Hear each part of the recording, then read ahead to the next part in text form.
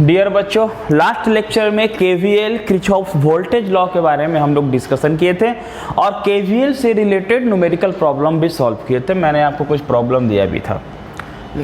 अब केवीएल से related KVL का जो एप्लीकेशन है उस किरचॉफ वोल्टेज लॉ के एप्लीकेशन का सबसे अच्छा टॉपिक व्हीटस्टोन ब्रिज प्रिंसिपल।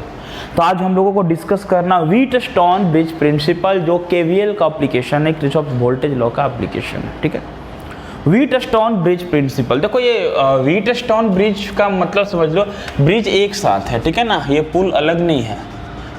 हालांकि इसका मतलब पुल नहीं होता। व्हीटस्टोन ब्रिज ये नाम है, साइंटिस्ट नेम है Charles S Wheatstone bridge.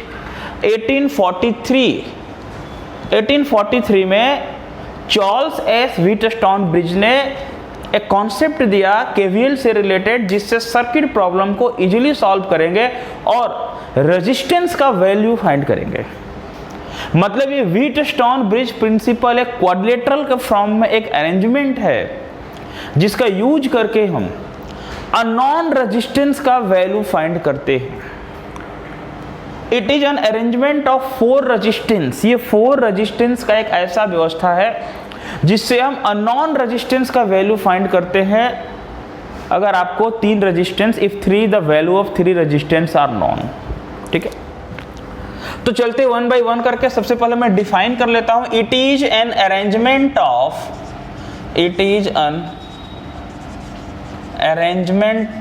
4 resistance ये 4 रेजिस्टेंस का अरेंजमेंट है यूज्ड टू डिटरमाइन, क्या डिटरमाइन करना है, यूज्ड टू डिटरमाइन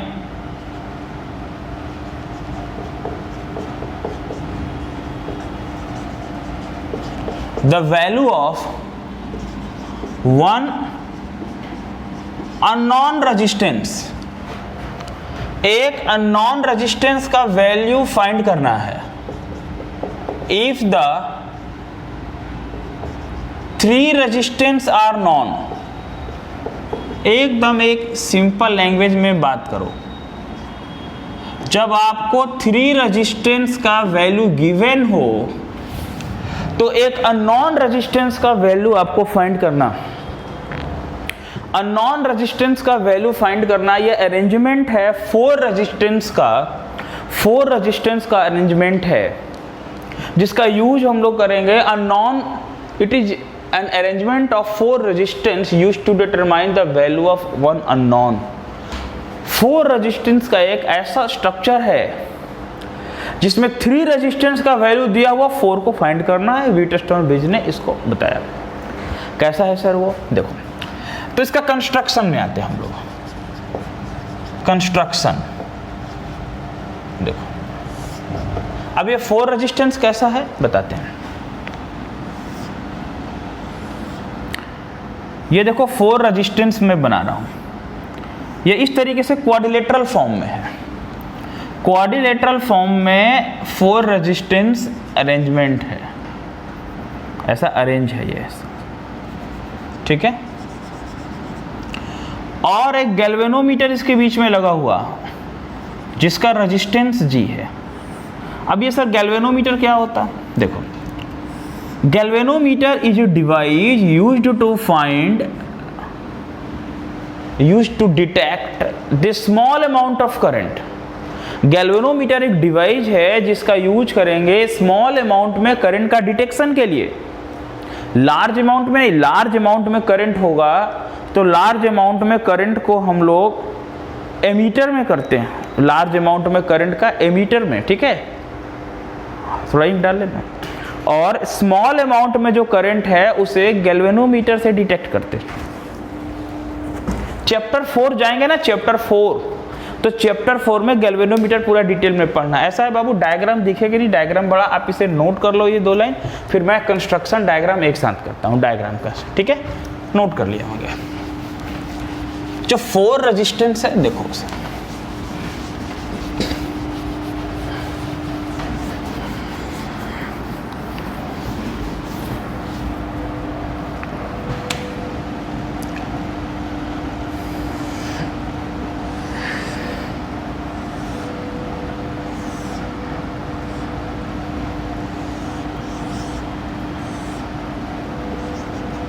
उसका साइन ऐसे होता है गैल्वेनोमीटर का। जो 4 रेजिस्टेंस इस फॉर्म में है, एक रेजिस्टेंस यहाँ, दूसरा यहाँ, ये तीसरा है और ये चौथा। मान लो मैं इसे नेम दे दूं A B C and D, ठीक है, ये सामने सामने है ना। अब मैं रेजिस्टेंस का नाम देता हूं PQRS, ये रेजिस्टेंस है PQRS, 4 रेजिस्टेंस, सपोज करो PQRS, पूरा KVL का यूज होना अभी। अब एक सोर्स ऑफ EMF को कनेक्ट करना पड़ेगा, सोर्स ऑफ EMF को कनेक्ट करना पड़ेगा। नहीं कनेक्ट करोगे तो कैसे करंट का फ्लो करेगा, देखो प्लस माइनस बैटरी से कनेक्ट करना होगा, इसका इस सेल का कुछ EMF होगा, सेल का EMF को कनेक्ट करना होगा, सेल का EMF है, आप कहीं स्विच भी लगा सकते हो, ठीक है। तो ये सेल का EMF है प्लस माइनस बैटरी, देखिए करंट का फ्लो होगा। अब करंट का फ्लो स्टार्ट होगा यहां से, देखो फर्स्ट ऑफ ऑल इसमें कोई 3 रेजिस्टेंस का वैल्यू मालूम है, सपोज करो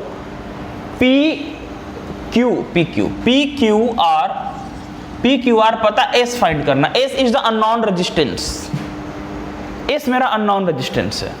अगर मैं कंस्ट्रक्शन लिखूं, करंट का डायरेक्शन भी बताना है, मैं कंस्ट्रक्शन के बारे में बात करूं तो कंस्ट्रक्शन में देखो क्या होगा, बोलेंगे इट कंसिस्ट ऑफ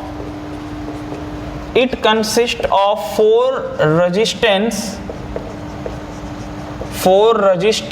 PQRS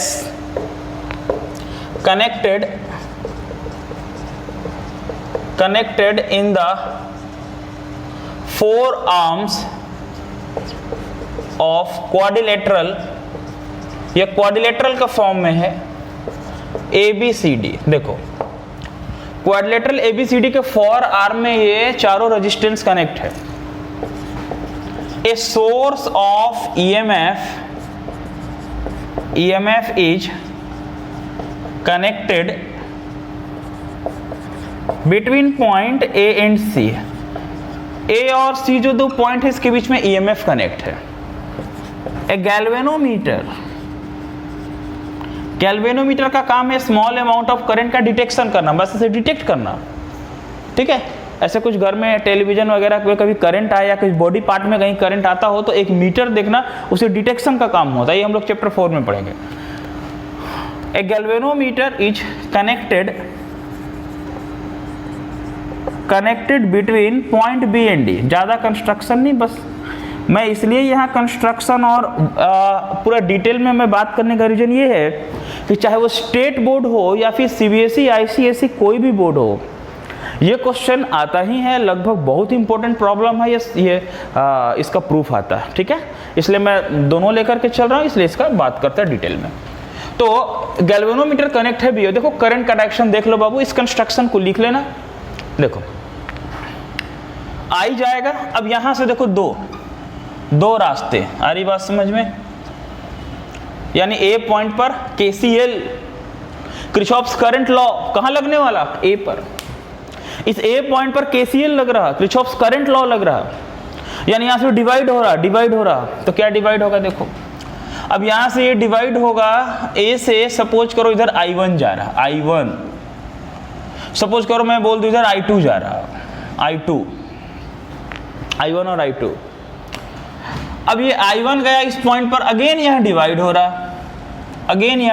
रहा, यहाँ भी जंक्शन है। जंक्शन कहाँ है, इस B पॉइंट पर भी जंक्शन है।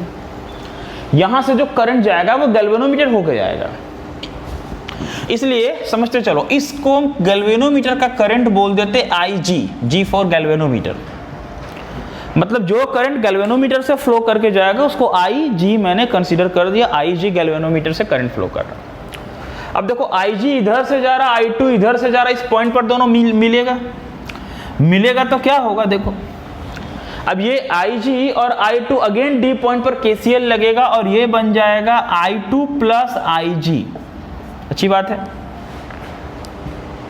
ठीक। IG और ये I2 मिलके यहां से I2 प्लस IG अब यहाँ भी कुछ करंट का नाम देना, आप I3 दे सकते हो, बट कितना है ना, आप ज़्यादा नाम दोगे तो थोड़ा प्रॉब्लम सॉल्व करने में, प्रॉब्लम को करने में दिक्कत होगा, इसलिए I1 था, I1 से IG निकल गया तो मैं इसे दे सकता हूँ I1 माइनस IG। मान लो I1 2 एम्पियर था, I1 5 एम्पियर था, ये 2 एम्पियर, तो बचा 3 एम्पियर, माइनस कर देंगे I1 माइनस IG। आप यहाँ भी कर सकते थे, ये I गया, ये I1 में चला गया, आप I2 है ना उसके प्लेस में लिख सकते थे I माइनस I1। क्या लिख सकते थे? I माइनस I1, IGT, ऐसा हम एज्यूम्ड करते हैं। फिर ये यहाँ से I बन के निकला। सर I बन के कैसे निकला? देखो कैसे निकला। यहाँ कौन मिला जंक्शन पे? C पर। नहीं सर I गया तो I ही आएगा डेफिनेटली, बट कैसे है समझाइए। देखो यहाँ बाबू C पर कौन कौन आ रहा? C पर आ रहा I1 माइनस IG। अच्छा, इधर से कौन जा रहा? I2 plus IG। IG cancel, कौन बच गया? I1 plus I2।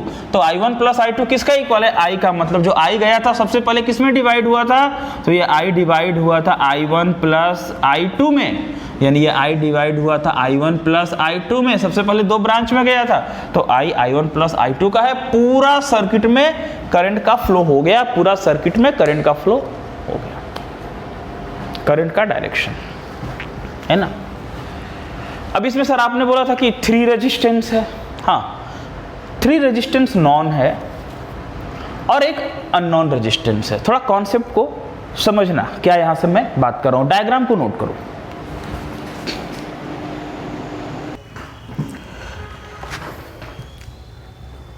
प्रिंसिपल ये है इसका, देखो व्हीटस्टोन ब्रिज का प्रिंसिपल प्रैक्टिकल होता है स्कूल कॉलेज में। इसका एक प्रैक्टिकल एप्लीकेशन है मीटर ब्रिज। जस्ट इसके बाद हम लोग मीटर ब्रिज पढ़ेंगे, ठीक है।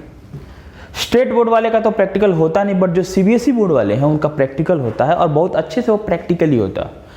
हो सकता है इस ईयर प्रैक्टिकल, तो क्लास स्कूल ही नहीं खुला है तो कहाँ से होगा, पॉसिबल नहीं है, बट ट्राई करिए। प्रिंसिपल ये है इसका, सबसे पहले इसमें कि S जो है अननोन रेजिस्टेंस है।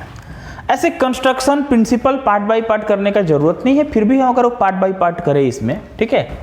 वर्किंग या प्रिंसिपल, इसको वर्किंग बोल सकते हैं या प्रिंसिपल बोल सकते हैं।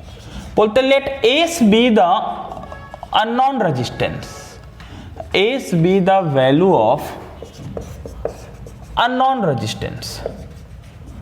S जो है वो अननोन रेजिस्टेंस का वैल्यू है। आ रही बात समझ में? आप इसको प्रिंसिपल ही बोलो, वर्किंग भी बोल सकते हो। प्रिंसिपल, अगर वर्किंग कोई बोलना चाहे तो बोल सकते हो, उससे कुछ फर्क नहीं पड़ता, एक ही आंसर इसका है, ठीक है। देखो S be the value of unknown resistance. अब S का वैल्यू होता क्या है? The value of resistance R कहां से है सर? निकालना तो S है, S के सामने वाला कौन है? S के सामने R है। एक्चुअल में जो R का वैल्यू होता है ना, इस R के वैल्यू को यहां पर एक रेजिस्टेंस बॉक्स भी लगाया जाता है। वो रेजिस्टेंस बॉक्स क्या होता है? रेजिस्टेंस बॉक्स होता है जिससे सुटेबल अमाउंट का रेजिस्टेंस निकाल करके हम लोग यूज करते हैं। जस्ट मीटर ब्रिज में इसका वैल्यू हम बात करेंगे। मीटर ब्रिज में रेजिस्टेंस बॉक्स के बारे में बात होगा। ये समझ लो कि यहाँ इस R का वैल्यू को हम चेंज करते हैं। कैसे चेंज करते हैं? एडजस्ट करते हैं। इससे अगर 5 ओम से नहीं हुआ, वैल्यू चेंज करते हैं, एडजस्ट करते हैं। The value of resistance R is adjusted, उसको एडजस्ट करते हैं सच डैट, पूरा practical, such that the galvanometer so no deflection. ऐसा करते हैं कि गैल्वेनोमीटर कोई भी डिफ्लेक्शन नहीं बताएगा। गैल्वेनोमीटर करंट का डिफ्लेक्शन नहीं बताएगा। इसका मतलब ये हुआ कि सर जब गैल्वेनोमीटर करंट का डिफ्लेक्शन नहीं बताएगा, इसका मतलब ये हुआ कि गैल्वेनोमीटर से करंट का फ्लो नहीं होगा, यानी BD ब्रांच में करंट का फ्लो नहीं होगा, ठीक है। When galvanometer show when galvanometer show no deflection, जब गैल्वेनोमीटर कोई भी डिफ्लेक्शन नहीं बताएगा, द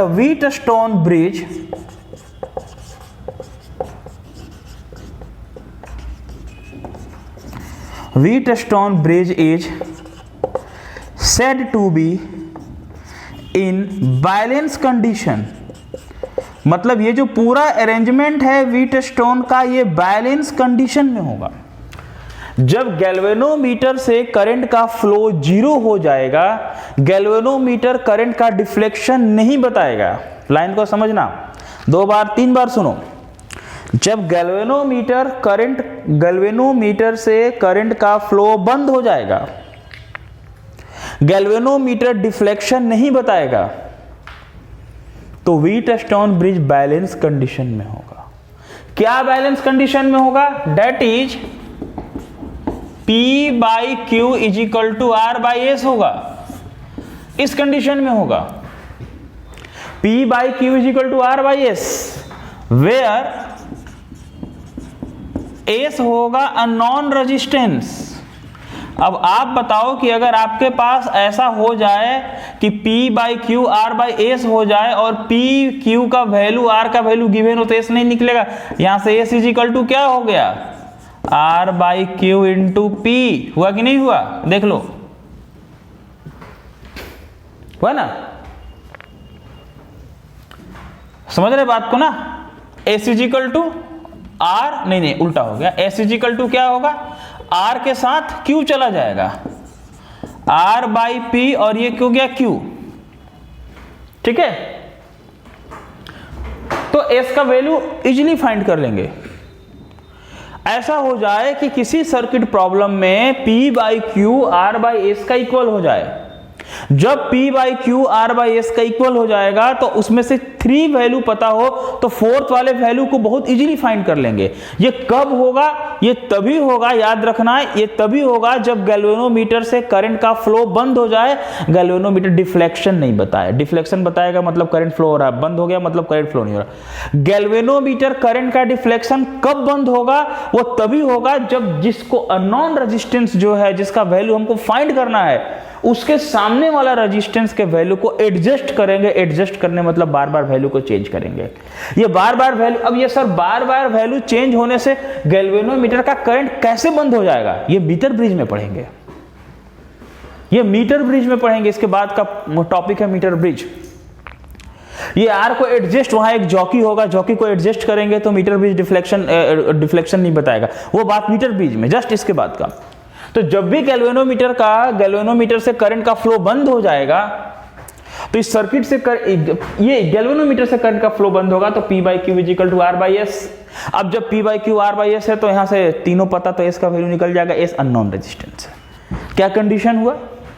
कंडीशन ये हुआ गैल्वेनोमीटर से करंट का वैल्यू बंद होना चाहिए। कब होगा? जो अननोन रेजिस्टेंस के सामने वाले को एडजस्ट करेंगे, वैल्यू को बदल के एडजस्ट करेंगे। और एडजस्ट करना एक प्रैक्टिकल प्रोसेस है, प्रैक्टिकल प्रोसेस मीटर ब्रिज में होगा। अब इसे प्रूव करना, बहुत बार एग्जामिनेशन वगैरह में कंस्ट्रक्शन लिखने का जरूरत नहीं होता। जो मैंने लिखा है प्रिंसिपल बताओ और व्हीटस्टोन को बैलेंस करो। दैट मीन्स अभी जो मैंने किया ना, P by Q is equal to R by S, अब आपको ये प्रूफ करना, और वो हमारा सबसे इंपॉर्टेंट टॉपिक होगा। इसी में अभी ये कंप्लीट नहीं हुआ, तो जब भी हो तो डायग्राम बताना डिफिनेशन के साथ, और डायग्राम के बाद ये प्रूफ करना। आप देखो, इसे लिख लिया हुआ।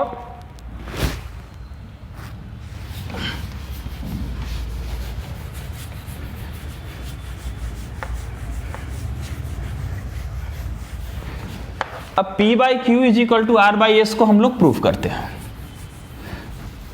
ठीक है, देखिए कैसे करते हैं।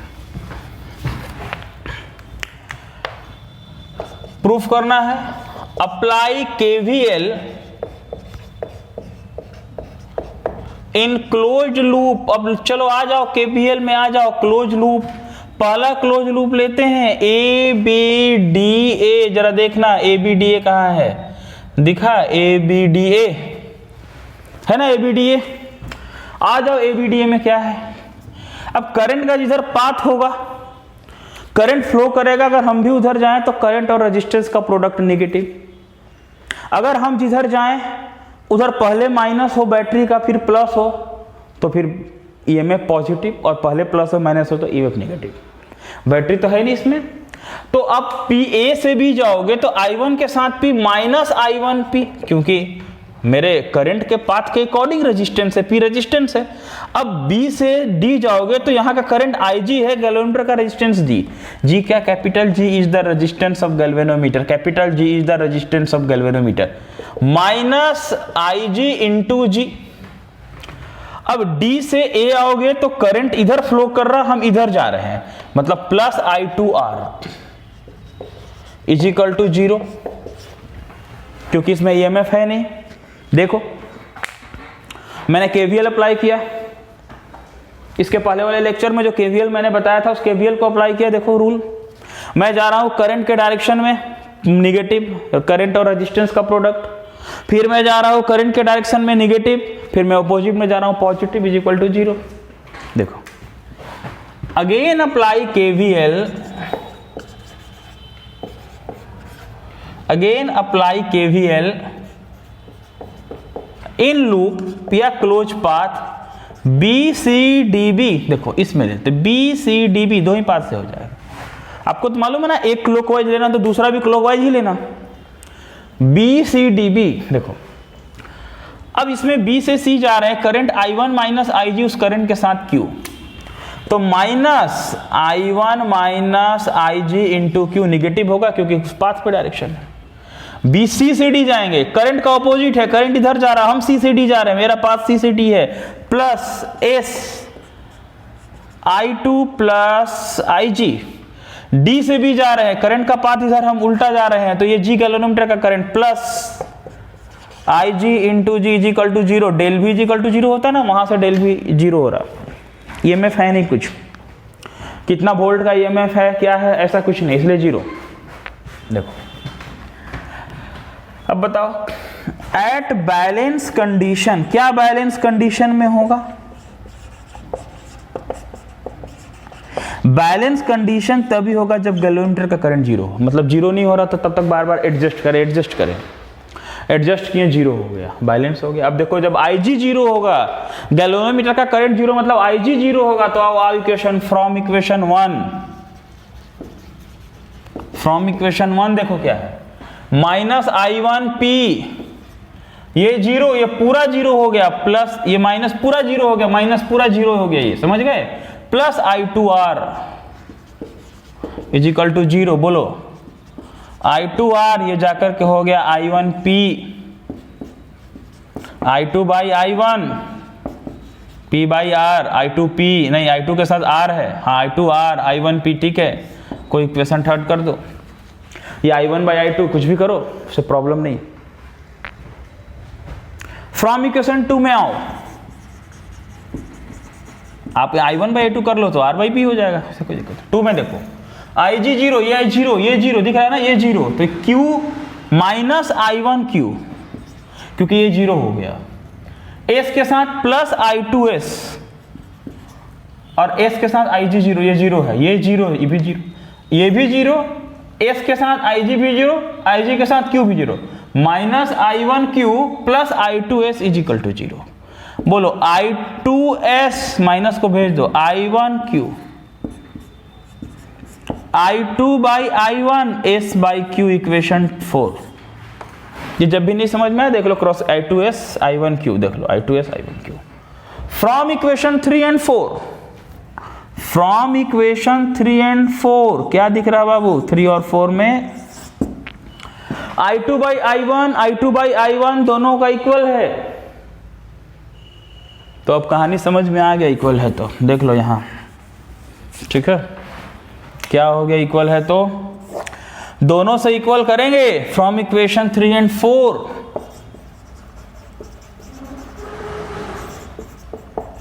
I2 बाई I1 यानी P by R is equal to S by Q, सीधा करके लिखो therefore P by Q is equal to R by S। क्या नहीं हो सकता, एकदम हो सकता है। तो क्रॉस देख लो, R के साथ S है, देख लो R के साथ P by R is equal to S by Q। I2 के साथ S था ना, यहाँ उल्टा लिख दिया, I2 के साथ S था तो Q बाई S होगा, यहाँ Q बाई S होगा, I2 के साथ S, I1 के साथ Q बाई S। आप मिस्टेक करोगे मालूम चल जाएगा, आंसर नहीं आएगा। तो P by Q is equal to R by S, देख लो RQ PS, प्रूव हो गया ना, प्रूव्ड हो गया। That is S is equal to R by P into Q. ये हो गया प्रूफ तुम्हारा, समझ गए। तो व्हीटस्टोन ब्रिज प्रिंसिपल जबरदस्त कॉन्सेप्ट और ये इंपॉर्टेंट फार्मूला। इसका प्रैक्टिकल एप्लीकेशन है मीटर ब्रिज, और मीटर ब्रिज इसका प्रैक्टिकल एप्लीकेशन है। और अब एक टॉपिक बचा मीटर ब्रिज और पोटेंशियोमीटर, बस चैप्टर एंड होने वाला। इस पर न्यूमेरिकल प्रॉब्लम होगा, बट अभी जस्ट इसके साथ हम लोग मीटर ब्रिज कर लेंगे, और मीटर ब्रिज करने के बाद इस पर न्यूमेरिकल प्रॉब्लम जो है वो बनेगा। तो क्लियर करें इसे, नेक्स्ट लेक्चर में हम फिर मिलते हैं।